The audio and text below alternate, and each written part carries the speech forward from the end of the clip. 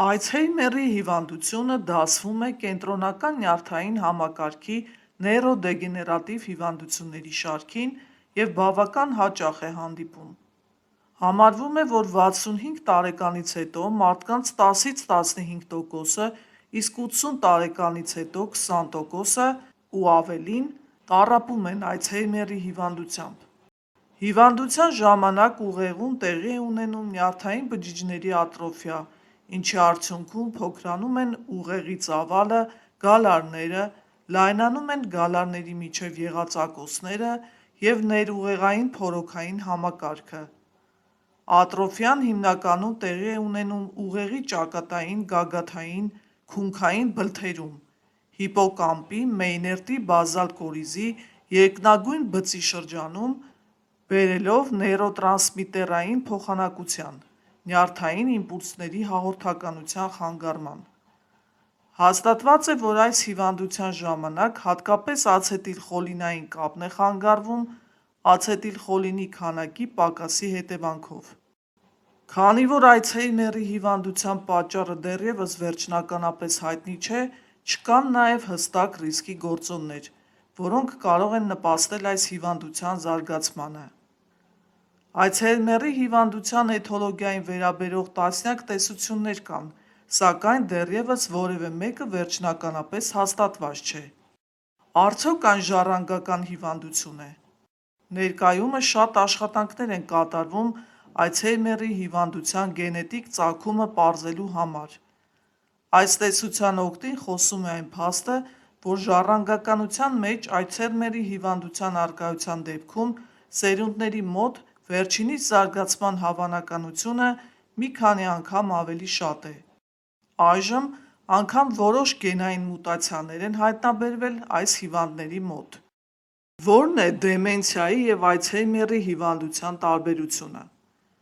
Եթե 40 տարեկանից հետո մարդու մոտ նկատվում է զարգացող դեմենցիա, թուլամտություն,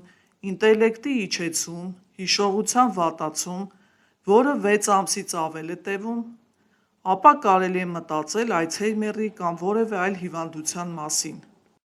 Դեմենցիան համախտանիշ է, որը կարող է դրսևորվել տարբեր հիվանդությունների ժամանակ։ Դեմենցիա ունեցող հիվանդների 50-ից 60%-ը տառապում է Այցհեյմերի հիվանդությամբ, մնացած 40-ից 50%-ը այլ հիվանդություններով։ Դեմենցիայով ուղեկցվող հիվանդություններից առաջին տեղում Այցհեյմերի հիվանդությունն է, երկրորդ տեղում Լևիի մարմնիկների դեմենցիան, երրորդ տեղում անոթային հիվանդությունները, ապա ալկոհոլիզմը, դեղորայքային թունավորումները։ Հազվադեպ, սակայն հնարավոր է դեմենցիա զարգանա նաև որոշ վիտամինների վիտամին ՊՊ, B1, B12 երկարատև պակասի ժամանակ։ Էնդոկրին որոշ հիվանդությունների, վահանաձև գեղձի ֆունկցիայի իջեցման, Կուշինգի հիվանդության, հարվահանաձև գեղձի ախտահարման, երիկամային, լյարդային, թոքային հիվանդությունների,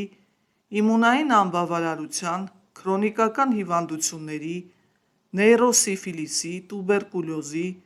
զանազան սնկային, մակաբուծային հիվանդությունների, գանգուղեղային լուրջ վնասվածքների, ուռուցքների, տարբեր թունավոր նյութերի ազդեցության ժամանակ։ Նաև դիալիզային հիվանդների մոտ, Պարկինսոնի հիվանդության, բազմահամակարգային ատրոֆիայի, ցրված սկլերոզի, պորֆիրիայի, լեյկոդիստրոֆիաների ժամանակ և այլն։ Սակայն Այցհեյմերի հիվանդությունը բնորոշ է ուղեղի ճակատային, գագաթային, քունքային բլթերի, հիպոկամպի, մեյներտի բազալ կորիզի, երկնագույն բծի շրջանի ատրոֆիան, որն էլ օգնում է տարբերակիչ ախտորոշմանը։ Կարելի է մոռացկոտությունը համարել նորմալ տարիքային փոփոխություն։ Եթե դա միայն մոռացկոտություն է և այն էլ մեծ տարիքում, ապա կարելի է համարել տարիքային նորմալ փոփոխություն։ Այցհեյմերի հիվանդությանը բնորոշ են նաև շատ այլ գանգատներ։ Այցհեյմերի հիվանդությունը կարելի է բաժանել երկու խմբի՝ վաղ սկսվող 40-ից 50 տարեկանում և ուշ սկսվող 65-ից հետո։ Որքան հիվանդությունը վաղ է սկսվում, այնքան ընթացքը ագրեսիվ է, նյարդաբանական դեֆիցիտը արտահայտված է։ Փուլերը հարաբերական են և հստակ սահմաններ չունեն։ Առաջին փուլում արդեն կան ամնեստիկ, այսինքն հիշողության խանգարումներ։ Այն 6 ամսից ավել է տևում, պրոգրեսիվանում է և միանում են այլ ախտանիշներ։ Երկրորդ շրջանը արդեն տարածված շրջանն է, երբ ինչպես հիվանդը,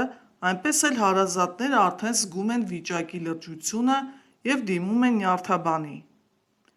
Այս շրջանում հիվանդները արդեն մասնակի խնամքի կարիք ունեն։ Երրորդ շրջանում ախտանիշները ավելի են խորանում, միանում են նաև հոգեկան խանգարման երևույթներ,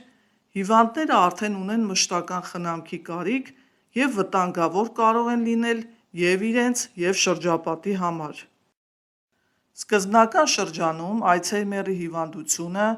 լինում է ամնեստիկ, այսինքն հիշողության խանգարումներ։ Սկզբում դրանք այնքան թեթև են լինում, որ բացատրվում են սթրեսներով, ցրվածությամբ և այլն։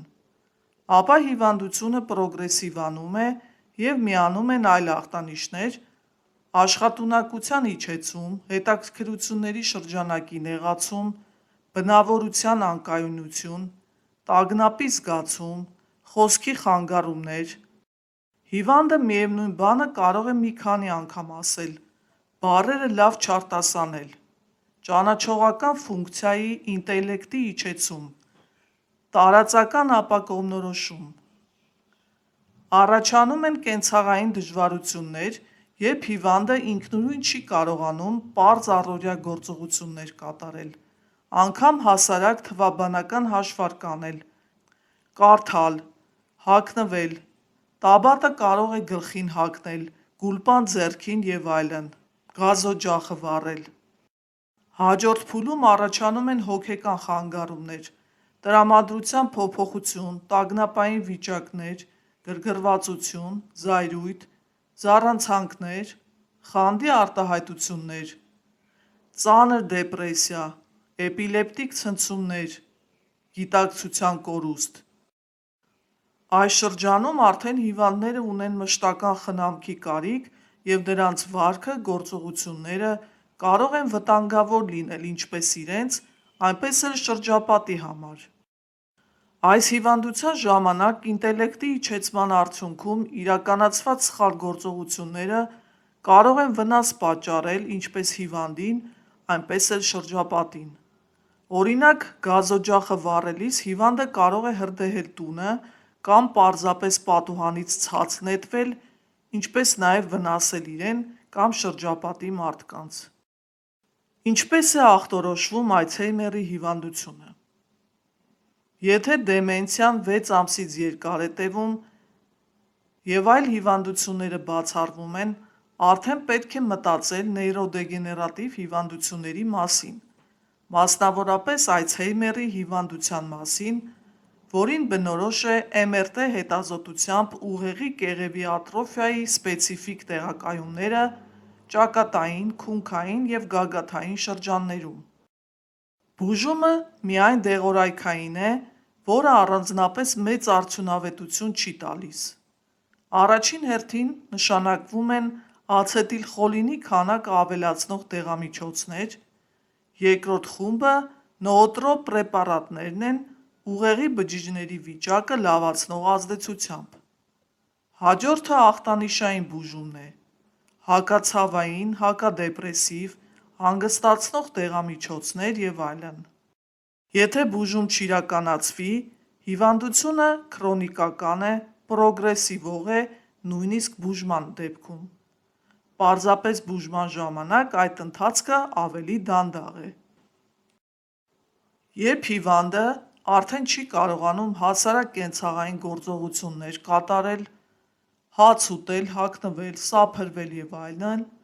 երբ նույնիսկ բնակարանում չի կողմնորոշվում, ապա անհրաժեշտ է խնամակալ։ Երկրորդ փուլում խնամակալը կարող է մշտական չլինել։ Որոշ գործողություններ իրականացնելուց հետո հագցնել, կերակրել, հիվանդին կարող է մենակ թողնել, սակայն երրորդ փուլում, երբ հիվանդը արդեն վտանգ է ներկայացնում, Նրան մշտական հսկողություն է անհրաժեշտ։ Խնամքի առանձնահատկությունները պայմանավորված են հիվանդության փուլով առաջացած բարդություններով։ Ցավոք, Ալցհեյմերի հիվանդությունը կանխարգելել հնարավոր չէ։ Առողջ եղեք սիրելի բարեկամներ, հետևեք ձեր առողջությանը, վերջում չմոռանաք բաժանորդագրվել ալիքին և սեղմել հավանել կոճակը։